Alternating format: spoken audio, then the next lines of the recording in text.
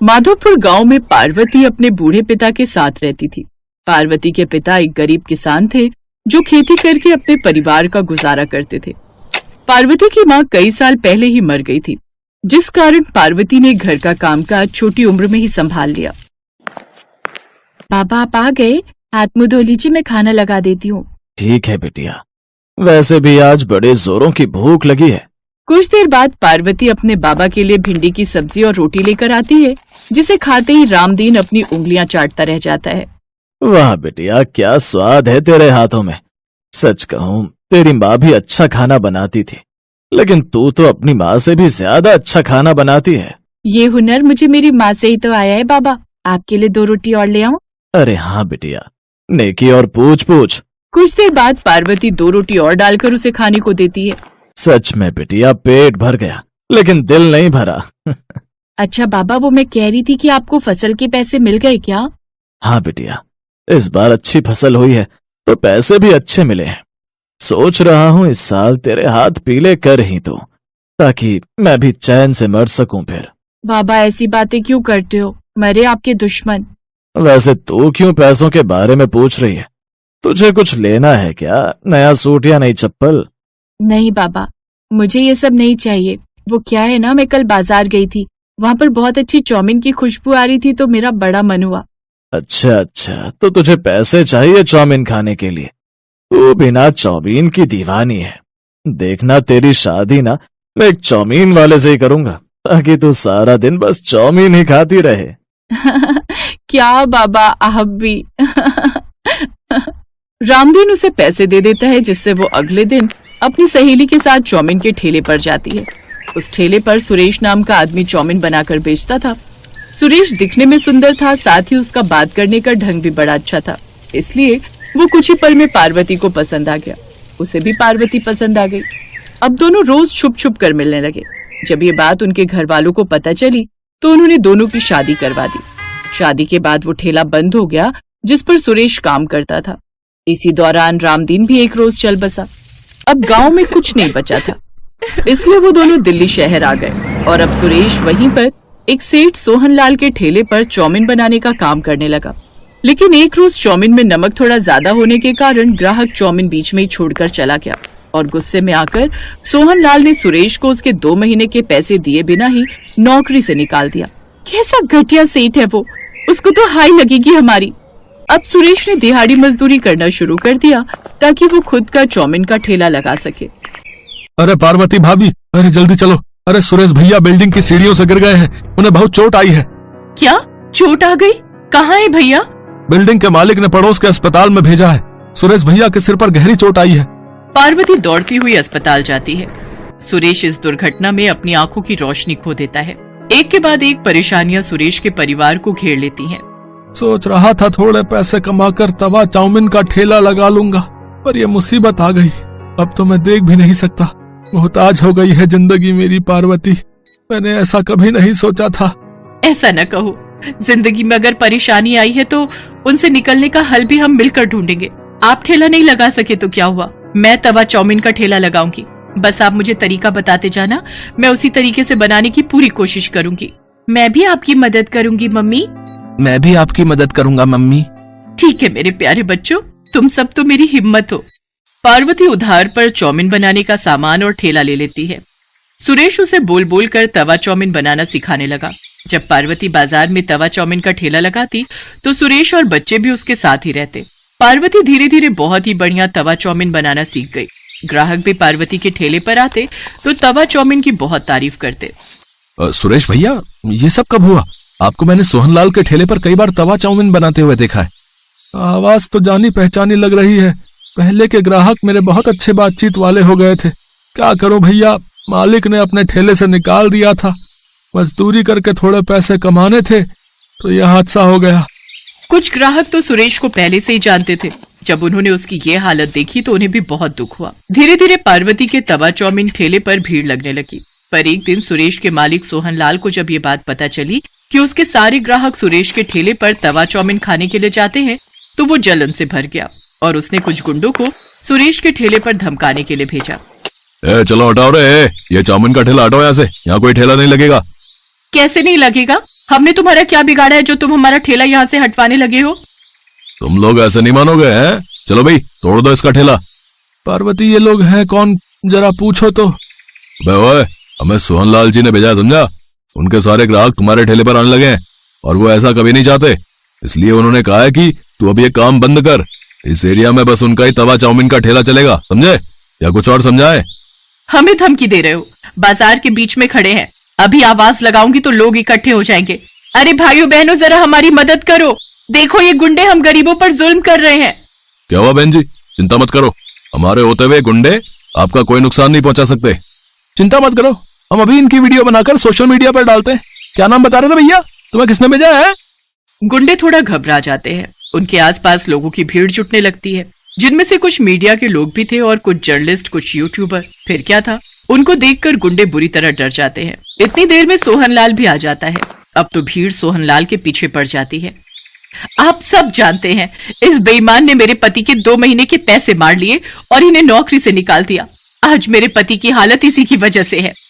सीधी तरह से इन गरीबों के पैसे लौटा दो, वरना तुम्हारा ये हाल होगा कि तुम सोच भी नहीं सकते। मैं एक न्यूज रिपोर्टर हूँ, भले ही आज मैं ड्यूटी पर नहीं हूँ, पर अपना फर्ज भली भांति जानती हूँ। सीधी तरह देते हो या तुम्हारे खिलाफ खबर छापूं? नहीं, मैं पैसे देता हूँ।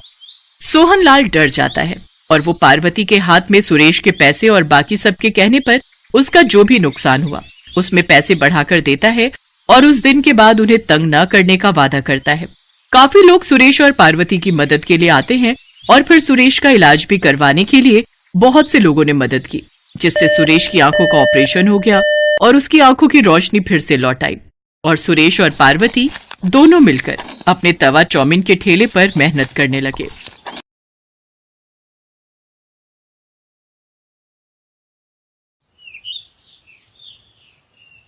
अरे ये संदीप कहाँ चले गए? बोला तो था मैं 5 मिनट में खाना रख रही हूँ। ओफो बहू, तू हर रोज ये एक ही सब्जी बना देती है, ऐसा नाश्ता देखकर तो वो ऑफिस ही निकल जाएगा ना। ये घिया तोरी तो मन ही नहीं करता खाने को। माँ जी, बच्चों के सामने यूं घिया तोरी करेंगी ना तो ये भी नहीं खाएंगे ये खाना। अपने बाप से 10 कदम आगे ही रहते ये दोनों। हफ्ते में 7 दिन होते हैं तो 2 दिन तो ये घिया तोरी बनी जाएगी। और आज जैसे मैंने ये सोयाबीन की सब्जी बनाई तो ऐसे ही कल पनीर की सब्जी भी तो बनाई थी।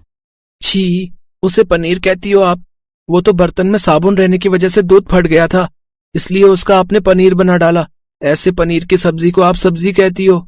1 गिलास पानी का तो तुझसे दिया नहीं जाता, फिर इतनी शेखी कैसे झाड़ रहा है? किसने बताया तुझे ये सब? हाँ बता। दादी ने। और किसने? माँ जी। क्या माजी कर रही है? सच ही तो कहा था उससे, दूध फट गया था तभी तो बेकार सी पनीर की सब्जी बनाई थी तूने। छोड़ ना बिट्टू, मुझे भी नहीं खाना ये खाना। चलो स्कूल बस आ गई, अब चलते हैं। रुक जाओ बच्चों, ये लो 100 रुपए रखो और कैंटीन में ही कुछ खा लेना। जाओ जाओ। पापा जी, आपकी इसी आदत के कारण इन्होंने घर का खाना छोड़ दिया है, क्योंकि उन्हें पता है दादाजी से पैसे मिल जाएंगे। ये क्या तरीका है भाभी? पापा जी से ऐसे बात करते हैं क्या? और क्या हो गया अगर पैसे दे भी दिए तो? बाहर खा लेंगे बेचारे। वैसे मेरा तो मन भी नहीं है ये सब्जी खाने का। तो कोई बात नहीं बेटा, मैं अभी तेरे लिए छोले भटूरे ऑर्डर कर देता हूँ। उन सब की बातें सुनकर अंजलि वहां से चली जाती है। फिर अपनी सहेली को फोन कर वो इस बारे में बताती है। क्या बात कर रही है? आजकल जहाँ बहुएं खाने को सूखी रोटी तक नहीं देती, उन्हें इतना सब मिल रहा है, फिर भी उनके इतने नखरे हैं। अरे मैं तो कहती हूँ तो अगले 3 दिन तक किसी को खाना ही मत दे। भूखे रहेंगे तो अपने आप सारी अकल ठिकाने आ जाएगी। अरे कुछ ठिकाने नहीं आएगी इनको तो, बल्कि बहाना मिल जाएगा बाहर का खाना मंगवाने का। और तू जानती है उससे कितनी बीमारियां होती है। और अब देखना, सुबह वो भी खाली पेट ही चले गए। अब मुझसे भी खाना नहीं खाया जा रहा। तो तू टेंशन क्यों लेती है? उनको जो सब्जी पसंद है वो बनाकर जीजू के ऑफिस में टिफिन देकर आ जा। शिखा का आइडिया अंजलि को पसंद आता है और वो जल्दी से संदीप की पसंद का खाना बनाकर टिफिन में पैक करके उसके ऑफिस देने गई, जहाँ वो देखती है कि संदीप तो बड़े मजे से कैंटीन का खाना खा रहा है।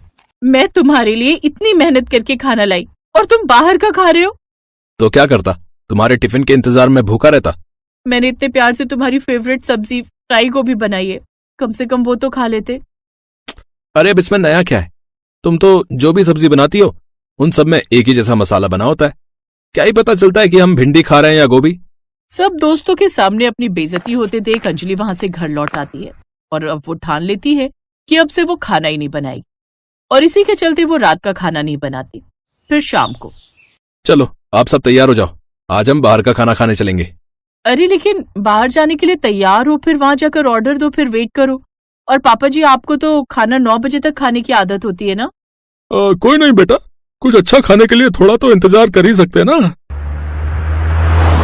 फिर सभी तैयार होकर रेस्टोरेंट पहुंच जाते हैं, जहां बैठकर सभी खाने का मजा लेते हैं।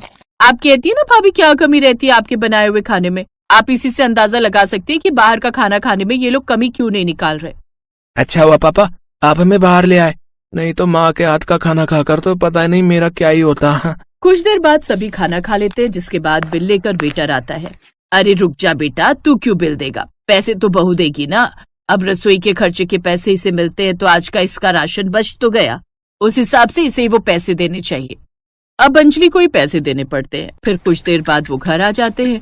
फिर अगली सुबह नेहा बेटी ने पोहा, बर्गर, गाजर का हलवा और पराठे ये सब ऑर्डर कर दिया।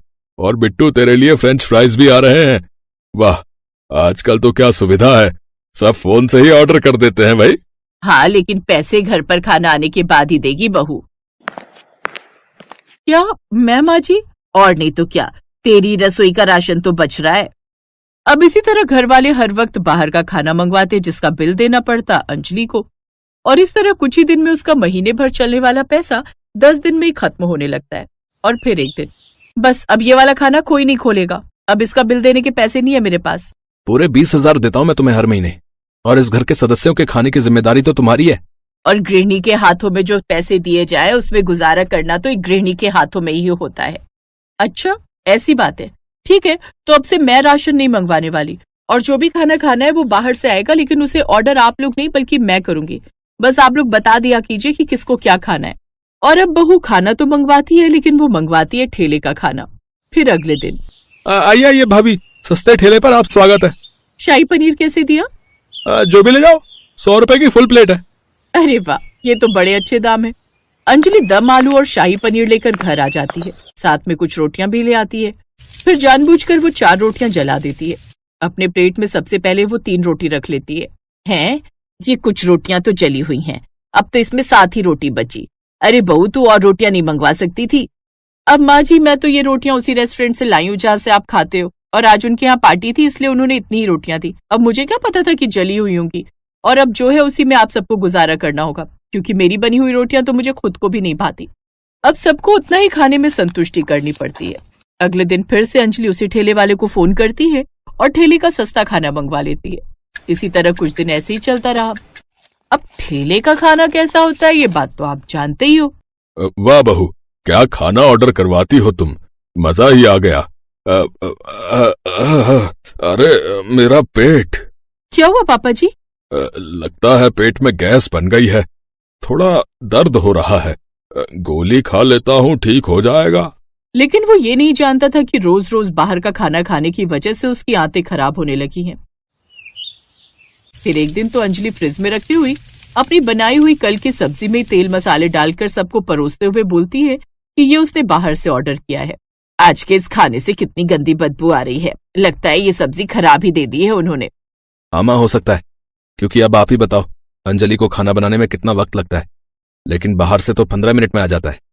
एक रोज वो सब टीवी देख रहे थे तो न्यूज में एक औरत, मेरा सभी दर्शकों से यही निवेदन है कि वो बाहर का खाना ना खाएं। बाहर का खाने खाने से शरीर में कई तरह की बीमारियां हो रही हैं, जैसे कैंसर, पेट में इन्फेक्शन, पेट में दर्द और भी कई तरह की। इसलिए हमें बाहर के खाने से परहेज करना चाहिए। अंजलि परिवार वालों का रिएक्शन बड़े मजे से देख रही थी, क्योंकि ये सब उसी का तो प्लान था। ये देखकर सब घबरा गए और ससुर जी कहने लगे, इस खाने को हटाओ मेरे सामने से भाई, मुझे अभी और जीना है। बहू तू रसोई में जा और हमारे लिए अपने हाथों से कुछ बना कर ला। हाँ अंजलि, अब हम सब तुम्हारे हाथ का ही बना खाना खाएंगे। अंजलि का प्लान काम कर गया और अब सबने बाहर का खाना बंद कर दिया और अब बिना कोई नुक्स निकाले